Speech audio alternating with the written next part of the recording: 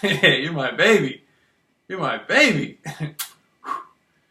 But yeah, for everybody who's having trouble with the concept that I've been coming out with about this gang stalking stuff and my baby, basically what it is the gang stalking program is trying to use the dynamic of the well, she's not a girl, she's a woman, but the gang stalking program is trying to use the dynamic of this young woman's family to keep me from her, and we both want to be with each other, but it's the gang stalking program, and the gang stalking program is moving out of the way.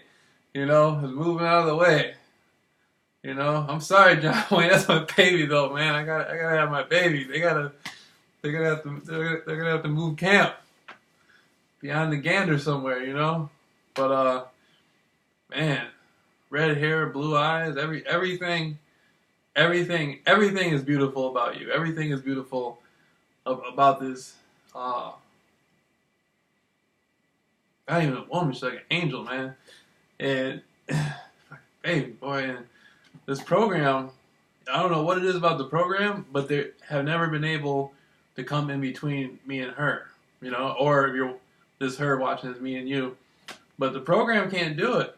I've seen the program break people down. I've seen it. I've seen how the program can break people down. My baby, man, it just can't break her down and do what they want her to do to go against me. And then the last few weeks, I've been like, I was talking to a lot of different females, and I noticed she, you're watching this, I noticed she just didn't want, she just the way, me and her are just extremely deeply connected, and I just know it's through our hearts, man. We're just deeply connected. I can just read her easily, and I can see that she wants to make something happen, but we just can't do it because of the current situation, so we're just gonna have to grind it out. No matter, no matter what, no matter what. My baby is gonna have to grind it out, man. I can't talk to her. I can't talk to her, so we're just gonna have to grind it out, however we can until I can talk to her. Till I can see her, till she can come outside and talk. So, I put everything on stop. I put everything on stop for you. Everything. You're number one no matter what. So, everything. If I went through all I went through for Jim Jones and the CIA, and all I went through to go out and pass out flyers and walk down old roads at 3 in the morning with cars fainting at me like they're going to hit me and kill. If I did all that, over all that, I know I can go that extra million miles for my baby, man. God. Boy. I didn't know what love was until she came along. That's for sure. But it is what it is, though, man. Let's say, so this gang stalking stuff. One thing I noticed is gang stalking just momentary. Like there's things you go through. Like with gang stalking, I heard clicking on my phone, and then after a while, I'm just like, so what? And now it doesn't bother me at all. There's different types of things you go through, like the headlights on the cars. That used to bother me when it first started, then it became kind of cool, and it didn't happen. I'm at the last phase, man. I fucking beat the program, but now I gotta have my baby, and so I guess the program is a part of me having my fucking baby, man. I gotta have you.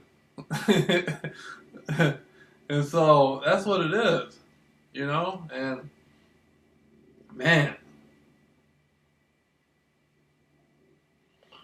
I every time I get close to this female, man, this just like I just feel like I'm going like that, like I'm getting electrocuted or something. Like with her sister too. I looked at her sister's eyes. Her sister kind of reminded me of her, but when I get close to her, she doesn't even have to fucking baby, man. She even has sunglasses on. It's still the same. I gotta have her, man. So this program is nothing compared to what I feel for her. Yeah.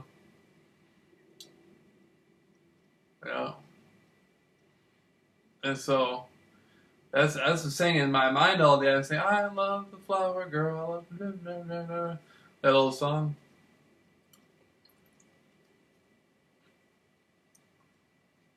Yup. John Wayne's daughter, boy. John Wayne's daughter. Love of my life. And for a lot of people watching this, a lot of people won't know this, but I did an interview. The first interview I ever did. I went to California, and this was I've been to California a lot, but this is back in 2013. See, I took a summer off in 2012. I took the whole summer off. No television, no radio, no nothing. The only electricity I used was a light switch in this very room right here, a light switch. And this was like a pivotal point where I had just came out of years and years of studying. I had already been studying for many, many, many years. And then this was the point where I was just like, you know what? I'm just going to just turn off all the electricity and stuff. I know everything I need to know. Then you know, I was still studying. I was still reading books. And then when 2013 came, I went to California and I did an interview with Daryl Anka, who's like probably. I think Daryl Anka is the most famous channeler in the world. He's been channeling for many, many, many years, and he runs at Bashar Communications, where he channels Entity Bashar. A lot of people laugh at stuff like that, but even the government uses psychics and channelers, so you know there's something to it. But I went to him, and he's the nephew of Paul Anka, the famous musician. And there's so many coincidences, man, between me and this girl, my fucking baby, and all this stuff. I didn't know it at the time, but Paul Anka, the famous musician, used to get his hair cut by Jay Sebring, and Jay Sebring was allegedly died, along with all those other people that allegedly died up in the Hollywood Hills from that Manson group. But I didn't know that at the time I did the interview, and I was in the interview asking him questions about that, and I didn't even know it. So there was a lot of twists and turns in my research where things just happened. But anyway, to make a long story short, I was doing the interview, and I was talking about this fucking baby, man. And I said, yeah, a girl with red hair introduced herself to me, and all this. And in the interview, I said, you know, what does that mean? They said, you know, you will see. We don't want to spill your beans for you or spoil your surprises for you. And I say, okay. And I go about my business, not knowing that was going to be the most important.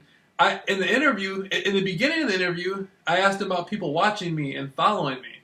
Now, I didn't know anything about gang stalking. I was talking about just monitoring from like I'm not even sure what I was talking about. I was just talking about I felt like I was being monitored. And I think to some degree, especially in America, we all are. But I said that, and he said they will always. It may be possible that somebody will always keep an eye on you.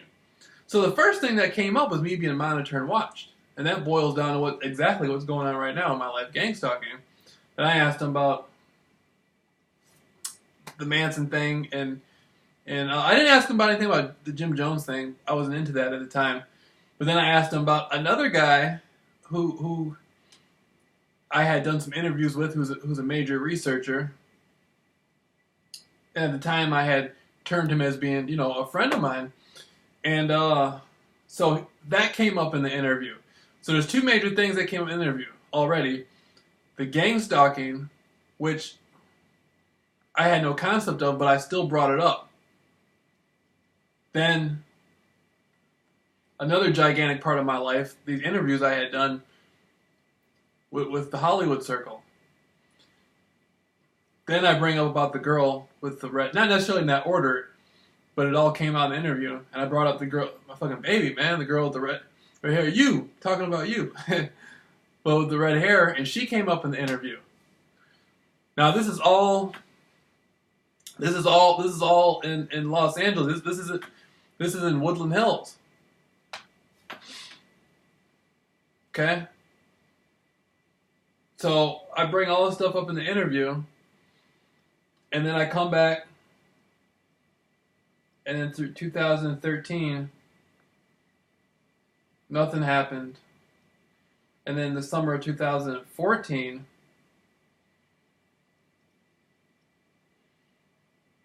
I ended up coming across a couple times. I think when I was out walking, I saw her driving a couple times. Then she was walking down here on the corner, and then I avoided her. I didn't know it was her or not. I don't remember. I think it was her, but I had whoever it was. I avoided them. And at that time in my life, I had a lot of blocks up, and I was like a lot of walls and stuff, and I had a lot of subconscious things I had not processed through yet. And so when it came to women, it was just like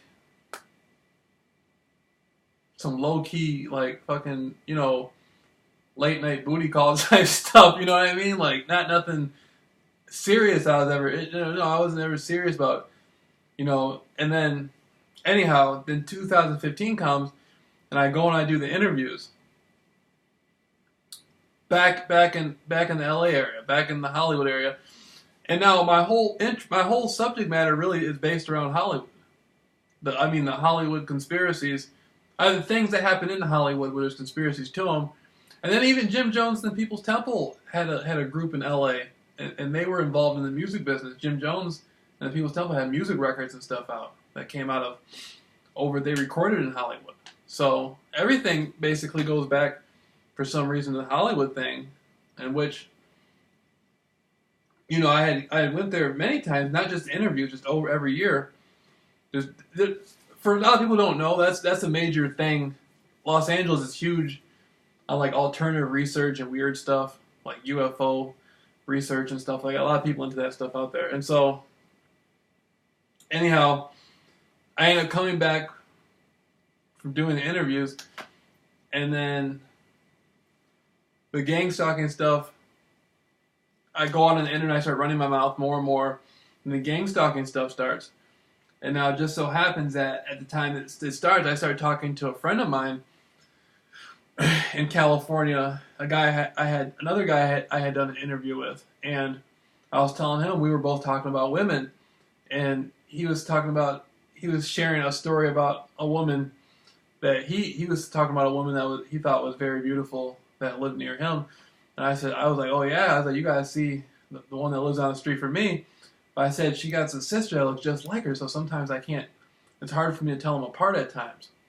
And so, that being said, then the gang stalking program monopolized on that, and then used the dynamic of the family to use my fucking baby against me, man. And so, then that happened, and then at the time in the last summer, I was just really tripped out about a lot of stuff.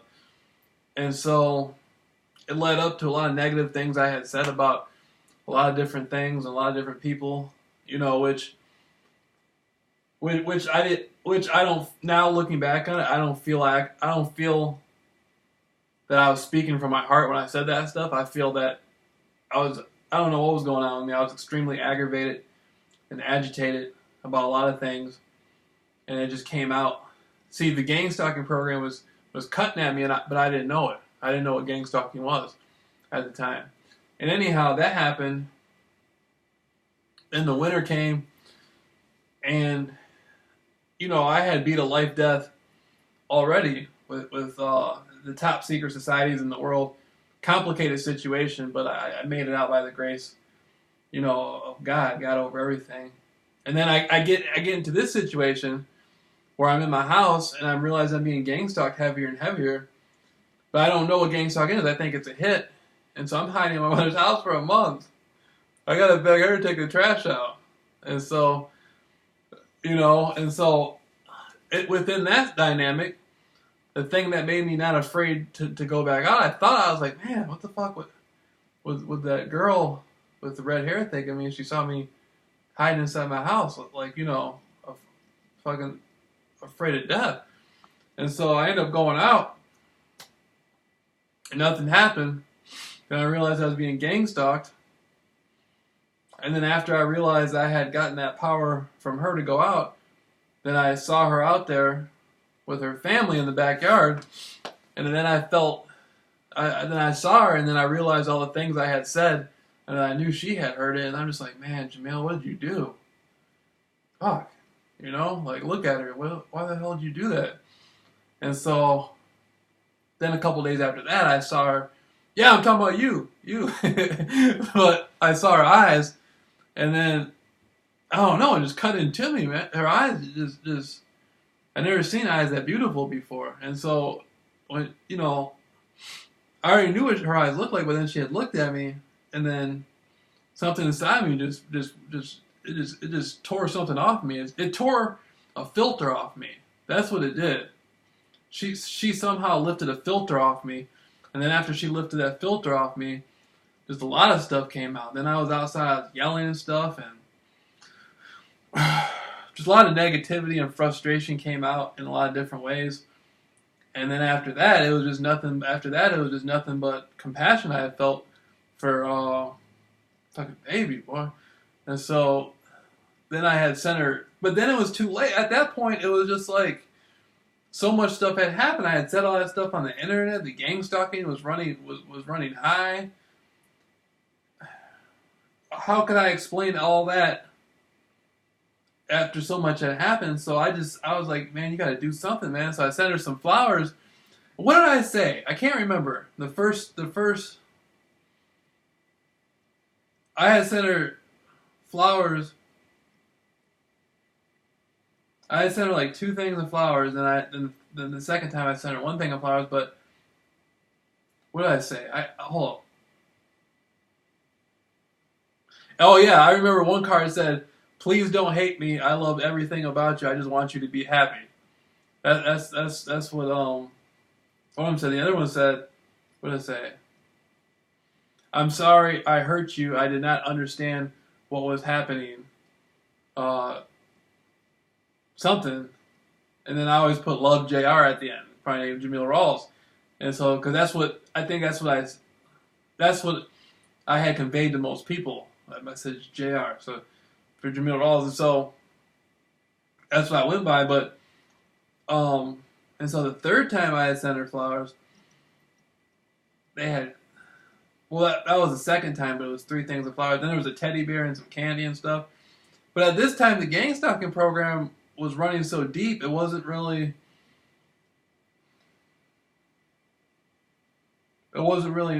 nothing, you know.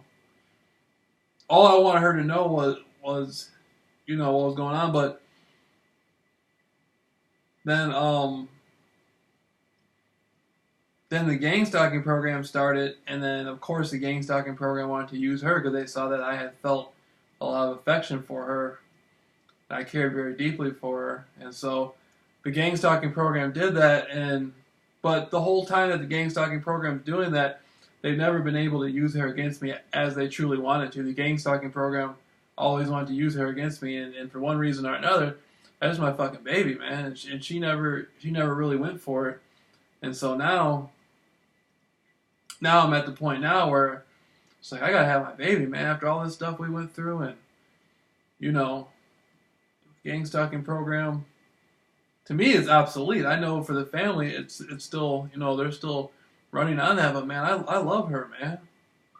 Fucking baby, I love you. If you're watching this, so I got even asked my neighbor, the homie. He heard me out there yelling to her. I was yelling to her that I love her. This is 2016. People don't do that stuff anymore. I took it back. I took it back to like the fucking 1920s. I took it back to the 1850s. You know what I mean? Where you profess your love properly, you know. I took it back to a time before time, you know. Fuck that. That's my fucking baby, boy. I gotta go that distance. And so, you know, that's why I love flowers out there and stuff. When the program through the family had detectives come over here, then I said, damn it, I can't send her flowers. I said, now we gotta leave them outside. The first time I left them out there, second time I left them with a poster board for Easter for and all that stuff. Fucking baby, boy. And so now, man, then I went to Phoenix. I came back from Phoenix. I'm just like, all right, Jamil, that's, you know, It's over, it's over. But she showed me in every way that she didn't want to be with anybody else, but at the same time, she wanted to be with me, then at the same time, she wouldn't do what the gang stalking program wanted her to do. So I just, at this point, somehow me and you are going to have to grind this out. Me and her, you know. I care deeply for you. I love you. I don't know how you feel about me, but you feel strong enough about me for us to somehow, for you not to do what they want you to do, but at the same time, we want to be with, you know, so we're going to have to, help me, John Wayne. Help me. Her father's John Wayne. That's John Wayne, boy. That's the man right there. Hell, whoever can produce a lovely angel like that has to be the man. Fuck. So, you know, he got me beat. But, so that's that, man. That's that. And you can't, see, the family can't blame me, man, because the mother was walking up to me and wanting me to look in her eyes and all this stuff. The mother has the same eyes as the daughter, so I don't know how you guys, I don't know how you guys can just say, JR's, JR's over there doing something or whatever, because you guys are the ones, you guys are the ones wearing all these different colored shirts and stuff, and I got got to look in the mother's eyes and the sister's eyes and all that stuff, man, and the brother's eyes, and when he laughs, he reminds me a lot of her, you know? I love him too, man, their brother in the red truck. That's my dog, man. But, I gotta have my baby, man. You know? That's all there is to it. That's just what it is. I gotta have my baby, man. Are you? If you're watching? So, I don't know how this is gonna work. I don't know how this is gonna work. I don't know how the father, I don't know how he, I know he has a lot of reservations about the type of person that I am based on, everything about me and everything, but man, I love your daughter, man. I gotta have my baby, man. Right? So I gotta have my baby. So gang stalking program is gonna have to lay down somewhere, man. We're just gonna,